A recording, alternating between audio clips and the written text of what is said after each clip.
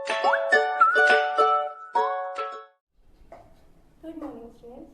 तो आज हम लोग रिवीजन करेंगे संस्कृत का जो चैप्टर है उसका नाम है वंदना, है ना। संस्कृत का जो पार्ट है वंदना, उसका हम लोग रिवीजन करेंगे। तो पहले चलिए इसको हम लोग पढ़ लेते हैं, उसके बाद मैं इसके बारे में आपको बताती हूँ। त्वमेव माता च पिता त्वमेव, त्वमेव बंधुश्च च सखा त्वमेव, त्वमेव विद्या द्रविणम त्वमेव, त्वमेव सर्वं मम देव देव, है ना। तो यहाँ पर लिखा है त्वमेव, पहली लाइन जो लिखी है त्वमेव माता च पिता त्वमेव। पहले इस वंदना में मैं आपको कुछ शब्द हैं जिनके अर्थ बता देती हूँ, ताकि जब आप इस पूरी वंदना का अर्थ को समझेंगे तो आपको समझ में आएगा, है ना। तो पहले देखिए त्वमेव माता च पिता त्वमेव, यहाँ पर एक शब्द है त्वमेव। त्वमेव का अर्थ होता है तुम ही। क्या होता है? त्वमेव का अर्थ होता है तुम ही। फिर दिया है माता, माता आप सभी जानते हैं। चा, चा का अर्थ होता है और, संस्कृत में जो चा यूज किया जाता है उसका अर्थ होता है और। पिता, पिता भी आप जानते ही हैं। फिर त्वमेव फिर से आ गया, त्वमेव का अर्थ मैंने आपको क्या बताया था? तुम ही। फिर देखिए दूसरी लाइन में देखते हैं त्वमेव बंधुश्च च सखा त्वमेव। अब त्वमेव का अर्थ मैं आपको पहले ही बता चुकी हूँ क्या है, तुम ही। बंधुश्च यानी कि बंधु, यहाँ पर बंधु का अर्थ होगा यहाँ पर भाई से। चा बता चुकी हूँ आपको, चा का अर्थ होगा और सखा यानी कि मित्र। सखा का अर्थ यहाँ पर है मित्र, सखा का अर्थ होता है मित्र। फिर त्वमेव आया, त्वमेव का अर्थ आपको बता चुकी हूँ क्या? तुम ही। त्वमेव विद्या द्रविणम त्वमेव, त्वमेव यानी कि तुम ही। विद्या, विद्या आप सभी जानते हैं, ज्ञान भी कहते हैं, इसे ज्ञान भी कह सकते हैं। द्रविणम यानी कि धन और संपत्ति। द्रविणम का अर्थ क्या हुआ?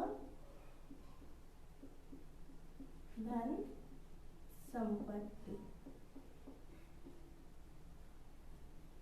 त्वमेव सर्वम मम देव देव। अब त्वमेव भी आपको बता दिया गया है, तुम ही होता है सर्वम यानी कि सब कुछ। सर्वम का अर्थ हुआ सब कुछ। अब सर्वम देखिए यहाँ पे ये बिंदी लगी हुई है इसलिए इसको सर्वम पढ़ना है, ठीक। मम यानी कि मेरे, मम का अर्थ होता है मेरे। अब देखिए ये जो वंदना है इसमें कोई भी ऐसा शब्द नहीं है जिसका अर्थ आपको पता ना हो। त्वमेव का अर्थ तुम ही, च का अर्थ और, बंधु यानी कि भाई, सखा यानी कि मित्र, द्रविणम यानी धन संपत्ति, सर्वम यानी सब कुछ और मम का अर्थ हुआ मेरे। आप चलिए उसको पढ़ते हैं और उसके अर्थ को, ताकि आपको अच्छे से समझ में आए। तो पहली लाइन है त्वमेव माता च पिता त्वमेव। त्वमेव का अर्थ आपको बताया तुम ही माता और तुम ही पिता हो। जो कवि है जिसने इस वंदना को लिखा है वो ईश्वर से क्या प्रार्थना कर रहे हैं? वो ईश्वर से ये प्रार्थना कर रहे हैं कि हे ईश्वर, तुम ही मेरी माता और तुम ही मेरे क्या हो? पिता हो। त्वमेव बंधुश्च च सखा त्वमेव, तुम ही मेरे, बंधु का अर्थ मैंने आपको क्या बताया था? भाई, है ना।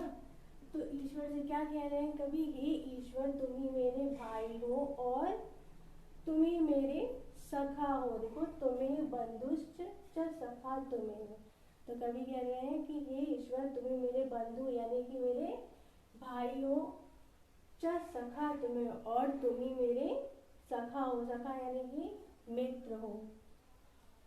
त्वमेव विद्या द्रविणम त्वमेव। अब त्वमेव यानी कि तुम ही मेरी विद्या हो, उनका ज्ञान हो, कौन? ईश्वर। और तुम ही मेरी क्या हो? द्रविणम। द्रविणम का अर्थ है आपको बताया धन संपत्ति। कवि कहता है हे ईश्वर, तुम ही मेरा ज्ञान हो और तुम ही मेरी क्या हो? धन और संपत्ति हो। तुम्हें सर्वम मम देव देव, तुम्हें मैंने आपको बताया तुम ही, सर्वम यानी कि सब कुछ और मम का अर्थ मेरे, है ना।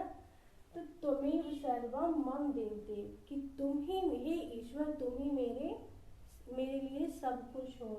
तो यहाँ पर कवि ने जो वंदना की है ईश्वर की, उनसे क्या कहा है कि हे ईश्वर तुम ही मेरे माता हो और तुम ही मेरे पिता हो, तुम ही मेरे बंधु यानी कि भाई हो और तुम ही मेरे सखा हो। हे ईश्वर तुम ही मेरी विद्या हो और तुम ही मेरे धन और संपत्ति हो। त्वमेव सर्वम मम देवदेव, तो कहते हैं हे ईश्वर तुम ही मेरा सब कुछ हो।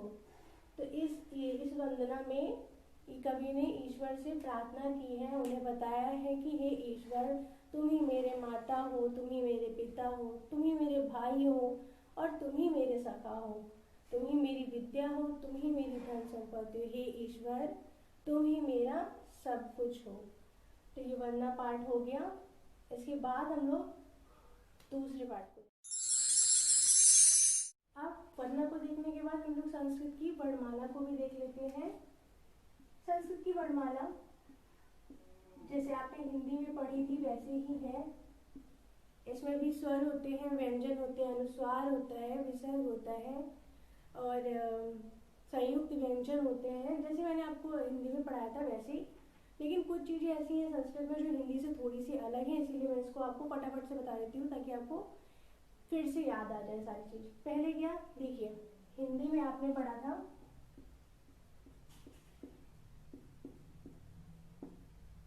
हिंदी में आपने स्वर पढ़े थे कितने, 11, है ना, यानी कि 11। लेकिन संस्कृत में कितने स्वर होते हैं,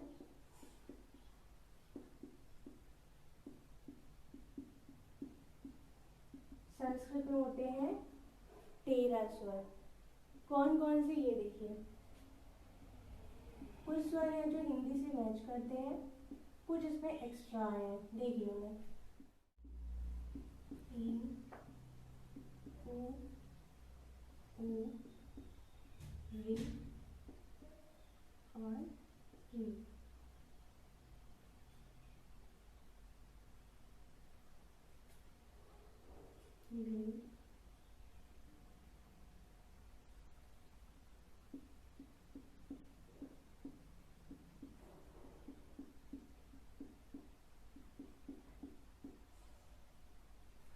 अब देखिए वो देखते हैं 1 2 3 4 5 6 7 8 9 10 11 12 13, 13 यानी 13।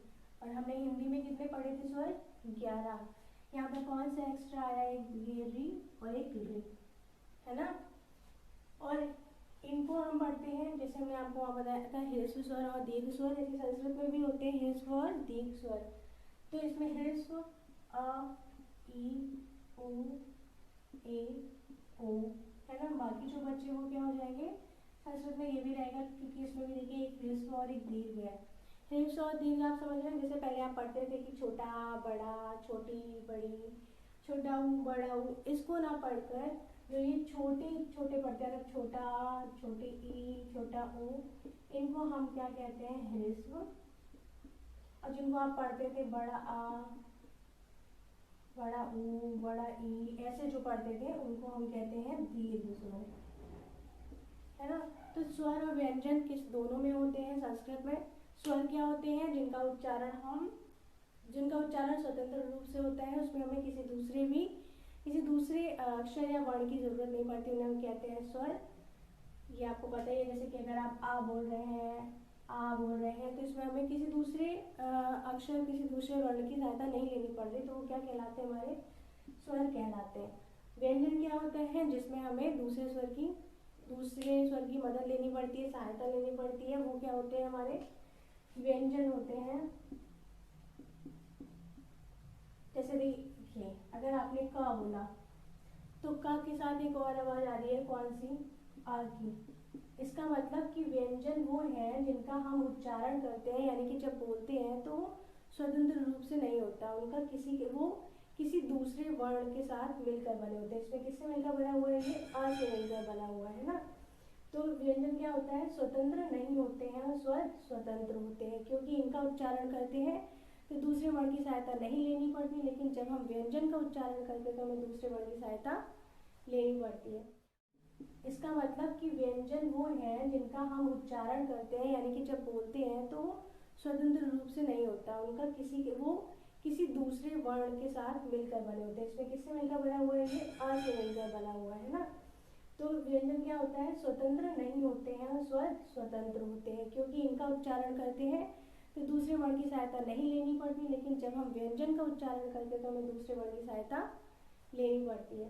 और संस्कृत में एक चीज़ है, जैसे कि संस्कृत में आप देखेंगे क, ख, ग, घ ऐसे लिखा हुआ देखेंगे। अब आप सोच रहे होंगे कि ये क्या चीज़ है ना, तो ये है, इसको हम लोग बोलते हैं हलंत। क्या बोलते हैं? हलंत। इस चीज़ को याद रखिएगा। और ये क्यों लगता है? जब हम लोग बोलते हैं का, तो का के साथ एक और आवाज आ रही है, कौन सी? आ की, है ना। लेकिन जब हम इसमें से इस आ को बाहर निकाल देते हैं तो यहाँ ये आ बाहर आ जाता है। अब इसके पास कोई दूसरी आवाज नहीं रह जाती, तो उसके नीचे लगा देते हैं हलंत। इसका मतलब इसके साथ जिस स्वर का प्रयोग किया गया था इसके उच्चारण के लिए, उसको इससे बाहर कर दिया गया, इसलिए इसके नीचे हलंत लग गया है। इसके अलावा और क्या था आपके में? संयुक्त व्यंजन। संयुक्त व्यंजन भी जैसे हिंदी में होते हैं ऐसे ही संस्कृत में भी होते हैं। हिंदी में मैंने आपको संयुक्त व्यंजन कितने बताए थे? 4 बताए थे। संस्कृत में भी संयुक्त व्यंजन 4 ही होते हैं, छ, त्र, ज्ञ और श। छ किससे मिलकर बनता है? मैंने बताया था आपको, क और श से।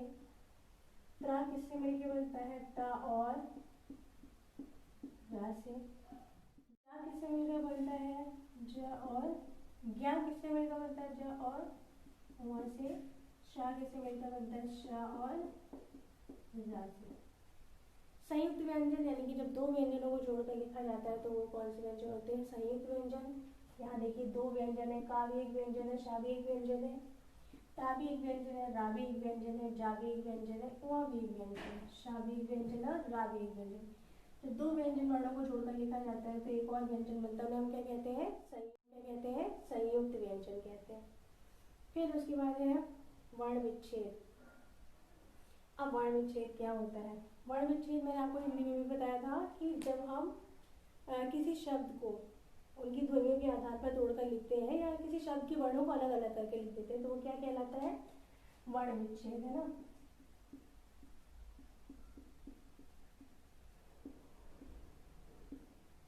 मैंने आपको इसका एक एक अर्थ भी बताया था। जैसे वर्ण, आपको वर्ण बताया था, भाषा की सबसे छोटी इकाई क्या कहलाती है? वर्ण।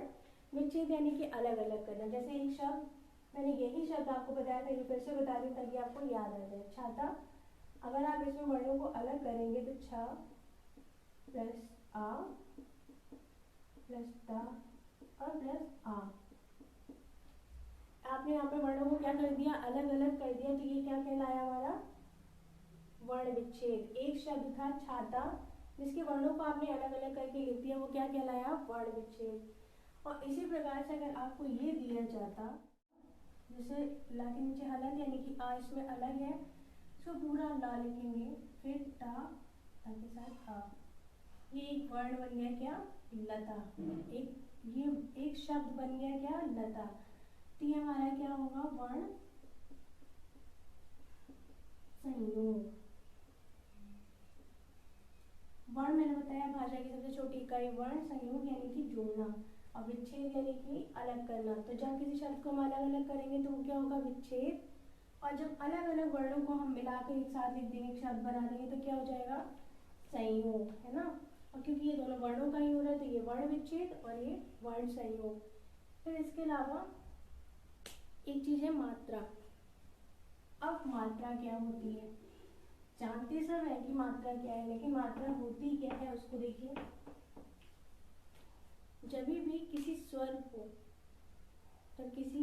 को किसी व्यंजन के साथ लिखा जाता है तो उसकी मात्रा बन जाती है। कैसे? अब जैसे कि का है, हाँ, इसके साथ अगर हम आ को लिखें तो ये क्या बन जाएगा? का। तो ये क्या हो गई? का की मात्रा, है ना। ऐसे हम क के साथ अगर ई को लिखे तो ये क्या बन जाएगा, की, क्योंकि ये छोटी है, छोटी ही नहीं कहेंगे, इसे क्या कहेंगे, इज वी। तो ये इसकी क्या हो जाएगी, मात्रा। तो जब हम किसी स्वर को किसी व्यंजन के साथ लिखते हैं तो उसकी क्या बन जाती है, मात्रा बन जाती है। ठीक है, तो आज आप लोगों ने क्या क्या देखा इस पार्ट में। आज हम लोगों ने देखा पहले स्वर, जिन वर्णों का उच्चारण हम स्वतंत्र रूप से करते हैं उनको हम क्या कहते हैं, स्वर। इसमें हमें किसी दूसरे वर्ण की सहायता नहीं लेनी पड़ती। फिर व्यंजन, व्यंजन यानी कि जिनको बोलने के लिए, जिनका उच्चारण करने के लिए हमें दूसरे वर्णों की सहायता लेनी पड़ती है, उन्हें व्यंजन कहते हैं। संयुक्त व्यंजन जो आपने संस्कृत में पढ़े थे वही, कौन से चार थे, छा, त्रा, ज्ञा और श्रा। संयुक्त व्यंजन पढ़ा, मात्रा पढ़ा। मात्रा क्या होती है, जब स्वर को व्यंजन के साथ लिख देते हैं तो उसकी मात्रा कहलाती है। वर्ण विच्छेद को जाना, विच्छेद यानी कि अलग करना, और वर्ण संयोग को जाना यानी कि वर्णों को मिलाना। तो आज हम लोगों ने इतनी सारी चीजें सब फिर से रिवाइज करी। विसर्ग होता है जिसका चिन्ह मैंने आपको बताया था, ऐसे लगाते हैं ना। इसका भी प्रयोग संस्कृत में किया जाता है। ये जो दो डॉट जैसे आपको दिख रहे हैं जो चिन्ह है, इसको हम लोग विसर्ग बोलते हैं। संस्कृत में इसका प्रयोग बहुत ज्यादा किया जाता है। जैसे कि आप कोई भी शब्द लिखेंगे, प्रातः, नमः, इसको लिखने के बाद जब हम उस शब्द को बोलते हैं तो एक ह की आवाज आती है। उसको बोलने के लिए हमें, चिन्ह को बोलने के लिए आप उस शब्द में हा जोड़ देंगे तो वो करेक्ट प्रोनाउंसिएशन होगा। जैसे कि एक शब्द है प्रातः, लिखा मैंने। अब इसको आपको अगर पढ़ना है तो आप इसको ऐसे पढ़ेंगे, प्रातः। लेकिन ये पढ़ेंगे, ये लिखना नहीं है। ये विसर्ग जो है उसको पढ़ने के लिए आपको हा की आवाज मुंह से निकालनी होगी तो आप सही शब्द पढ़ पाएंगे। लेकिन इसको लिखना नहीं है, केवल इसलिए बता रही हूँ ताकि जब आप बोलें तो जहाँ भी विसर्ग लगा हो उसको ठीक तरीके से बोल पाए। हाँ, तो आज हम लोगों ने स्वर, व्यंजन, संयुक्त व्यंजन, मात्रा, वर्ण विच्छेद, वर्ण संयोग, इन सभी के बारे में पढ़ा। यानी कि हमारी संस्कृत वर्णमाला भी आज कंप्लीट हो गई। रिवीजन भी आज हमारा खत्म हो गया। वंदना चैप्टर भी हम लोगों ने आज पढ़ लिया। नेक्स्ट वीडियो में हम लोग चैप्टर 1 पढ़ेंगे। ठीक।